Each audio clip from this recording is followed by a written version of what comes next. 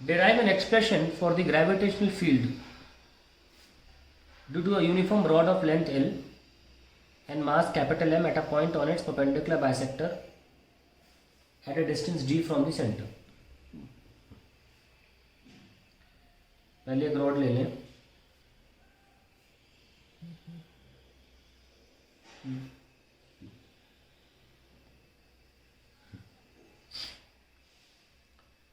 Perpendicular bisector क्या होता है? ये यहाँ पर हमें ग्रेविटेशनल फील्ड निकालनी है सामने इस पॉइंट पे. तो हम क्या करेंगे, एक छोटा सा पोर्शन ले लेंगे dx लेंथ का और वो इस पॉइंट पे अट्रैक्टिव फोर्स लगाएगा. ये हमको दिखाना है. छोटा सा है तो नाम रखेंगे dgp. ये पॉइंट p है. ऐसा यहाँ पे भी हो सकता है.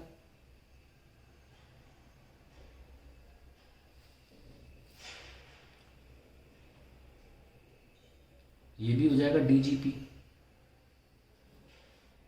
अब मान लीजिए एंगल में थीटा ले रहा हूँ, ये एंगल थीटा ले रहा हूँ, तो ये क्या हो जाएगा dgp साइन थीटा. ये क्या हो जाएगा dgp साइन थीटा. और ये वाले जुड़ जाएंगे, बहुत सारे होंगे क्योंकि अनगिनत एलिमेंट्स होंगे ऐसे, तो we'll get dgp cos theta. ये जो dgp cos थीटा है, so dgp sin theta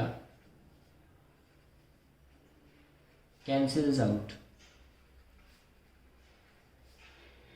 and dgp cos theta adds up.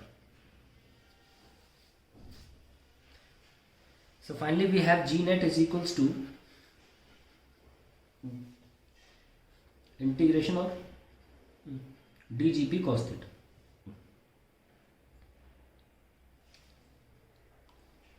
Let's start. How do you write dgp? Nothing. gdm by. If I take this element at a distance, say x, x की दूरी पे लिया, और ये मैं जो दूरी ले रहा हूँ इसको उन्होंने खुद ही बोला है रॉड ऑफ लेंथ L है at a point on it's perpendicular bisector at a distance d. ये डिस्टेंस तो उन्होंने खुद ही बोला है d ले लो. तो ये डिस्टेंस क्या हो जाएगी, इनका x square plus D square की स्क्वायर रूट है ना. तो इसको मैं आर्बिट्रीली अभी r ले लेता हूँ. तो अभी इस एलिमेंट की या इस पॉइंट से दूरी r हुई तो we can write r square, जो कि g का फॉर्मूला होता है. नॉर्मली हर किसी भी g का फॉर्मूला क्या होता है, gm बाय आर स्क्वायर. अब अगर वो मास dm है तो g dm लिखोगे आर स्क्वायर और फिर जी बी डी जी हो जाएगा. वही मैंने लिखा है. cos theta is as it is. Next line G net. G बाहर आ जाएगा, आर नहीं आएगा बाहर क्योंकि आर तो एक्स की वजह से बदल सकता है. तो आर को खोल लेते हैं x square plus D square, क्योंकि नॉर्मली आर क्या है, x square plus D square का स्क्वायर रूट. लिखा तो आर स्क्वायर है ना, तो स्क्वायर रूट हटा दिया. और कॉस थीटा क्या है, base that is d upon hypotenuse that is r power 1/2 into d m. यहाँ से अब डी भी बाहर ले सकते हैं क्योंकि डी कांस्टेंट है. यहाँ आ जाएगा x square plus D square power 3/2 into d m. हमको डी एम निकालना है. कैसे निकालें, पूरी रॉड जो है सॉल्विंग डी एम,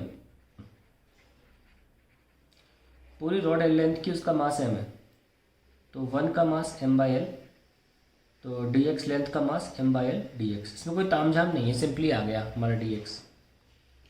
तो फाइनली जी नेट क्या हो गया, G D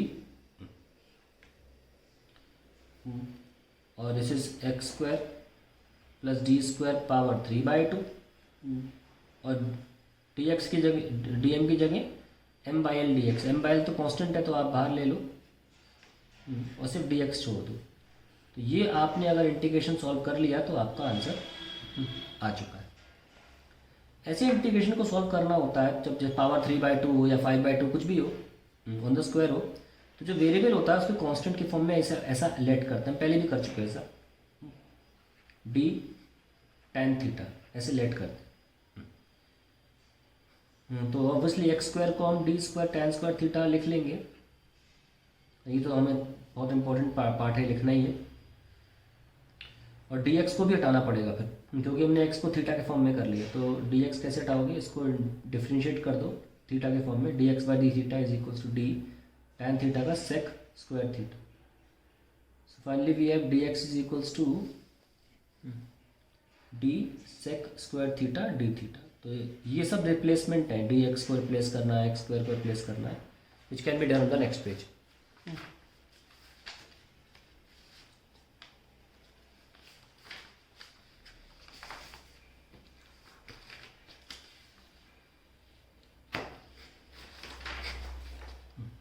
Let's start. So G net is equals to GMD by L 1 upon D square tan square theta plus tan square theta into dx की जगह पर d sec square theta d theta। तो ये d into D square हो गया upon l sec square theta power 3/2 लगाना मैं भूल गया हूँ, पावर 3/2 डी थीटा डिवाइडेड बाय, अब डी स्क्वायर आप कॉमन ले लीजिए तो क्या बचेगा, सॉरी tan स्क्वायर कॉमन, यहाँ पे क्या है मैंने लगता है गलत लिख दिया है, यहाँ पे डी स्क्वायर था, सॉरी छोटे से लिख देता हूँ मैं अब डी स्क्वायर। तो अब आप डी स्क्वायर कॉमन ले लें अंदर, तो क्या बचेगा 1 plus tan square theta.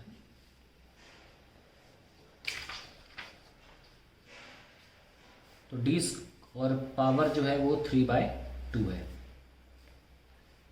So we have g M D square by L sec square theta D theta upon, अब डी स्क्वायर की पावर 3/2 और 1 प्लस tan स्क्वायर क्या होता है सेक स्क्वायर थीटा की भी पावर 3/2।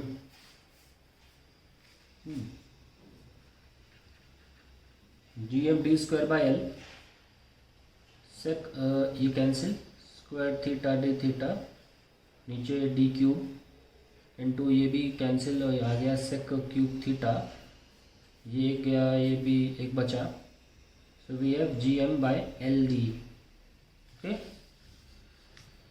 और यहाँ पे 1 बाय सेक थीटा बच रहा है तो we can write it as cos theta D theta, ये आ गया।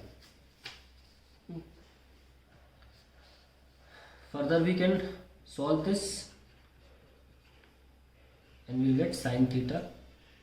अब आप साइन थीटा लिख लियो, तो अब साइन थीटा इस ट्राइंगल के हिसाब से, ये जो ट्राइंगल बना हुआ है दिखा देता हूँ आपको मैं, इस ट्राइंगल में साइन थीटा जो रखा है वो यहाँ रख के देख लो, यहाँ मैं सॉल्व कर रहा हूँ।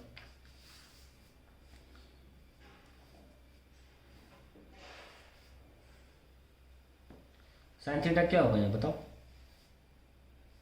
परपेंडिकुलर एक्स उसके सामने वाला और हाइपोटेन्यूज आर, और आर की वैल्यू कितनी है x square plus D square, ये ठीक है। अब आप ये यहाँ रख सकते हैं साइन थीटा की जगह।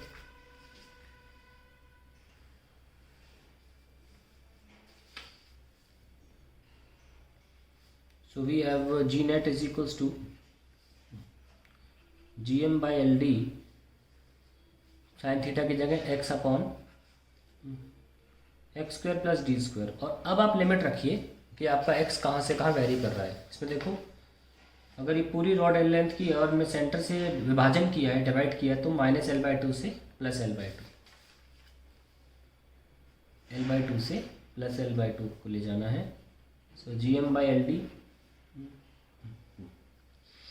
विल गेट L/2, पहले पॉजिटिव वाला अंदर एल स्क्वायर बाय 4 हो जाएगा प्लस डी स्क्वायर, और ये माइनस माइनस प्लस हो जाएगा एल बाय 2, नीचे सेम चीज़ रहेगी l square by 4 d square. So we have g m by l d. अब देखो एग्जैक्टली सेम चीज़ लिखी तो 2 बार लिखी होगी, तो 2 टाइम्स ऑफ दिस, तो ये 2 कट जाएगा, तो आंसर आ जाएगा L square by 4 plus D square. L से L cancel. Finally the answer is G M by D L square by 4 plus D square. That is the answer what they are asking for. That is a gravitational field at the equatorial a perpendicular bisector of a rod of length L. Formula आपको याद होना चाहिए, रटा होना चाहिए, बहुत important formula है ये. ठीक है.